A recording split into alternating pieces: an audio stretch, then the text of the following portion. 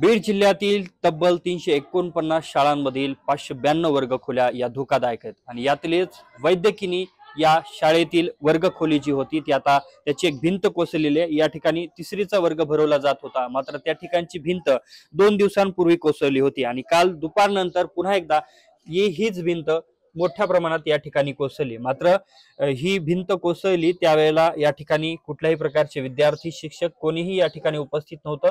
अर्धी भिंत ही रात्री कोसळली आणि यानंतर काल दुपारनंतर अर्ध्याच्या वर हे सर्व दगड जे आहेत भिंतीचे ते खाली आल्याचं पाहायला मिळतंय। अतिशय या ठिकाणी मोठ्या प्रमाणात हे मोठमोठे दगड खाली पडलेले आहेत, मात्र सुदैवानं या ठिकाणी कोणीही नव्हतं आणि यामुळे कुठल्याही प्रकारची जीवितहानी झाली नाही। मात्र ही जी शाळा आहे ती या शाळेचं 1953 साली बांधकाम झालेलं आहे आणि ही संपूर्ण जी काही इमारत आहे शाळेची ती या ठिकाणी जर आपण पाहिलं तर अतिशय धोकादायक स्थितीत आहे। या ठिकाणी दुसरी आणि तिसरी अशा प्रकारे 2 जे वर्ग भरवले जात होते त्याच वर्ग खोल्यांच्या मध्य भागात असलेली ही भिंत कोसळली आहे आणि दुसऱ्या बाजूला हा चौथीचा वर्ग या ठिकाणी आहे आणि चौथीच्या वर्गाची जर आता आपण स्थिती पाहिली तर या ठिकाणी सुद्धा अनेक ठिकाणी चिरा गेलेल्या आहेत किंवा धोकादायक स्थितीत ही सुद्धा इमारत असल्याचं पाहायला मिळत आहे।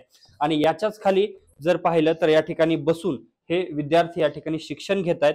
मात्र आता ज्या ठिकाणच्या इमारतीची भिंत जी कोसळलेली होती त्यावरून आता गावकरी या ठिकाणी आक्रमक झाल्याचं पाहायला मिळतं आणि प्रशासनाने तात्काळ या संदर्भात उपाययोजना कराव्यात अशा प्रकारची सुद्धा मागणी केली जाते आहे।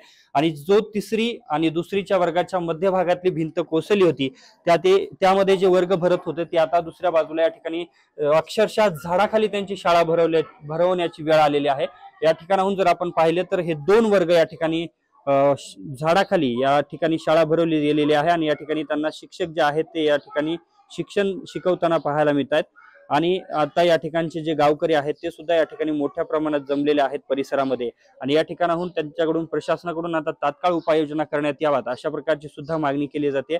मात्र आता या संदर्भातली प्रशासन कशा पद्धतीनं दखल घेतं आणि या संदर्भात नेमकं काही उपाययोजना करतं की नाही हे पाहणं महत्त्वाचं असणार आहे। कॅमेरामन विनोद सह मी अशोक काळकुटे, TV9 मराठी, बीड।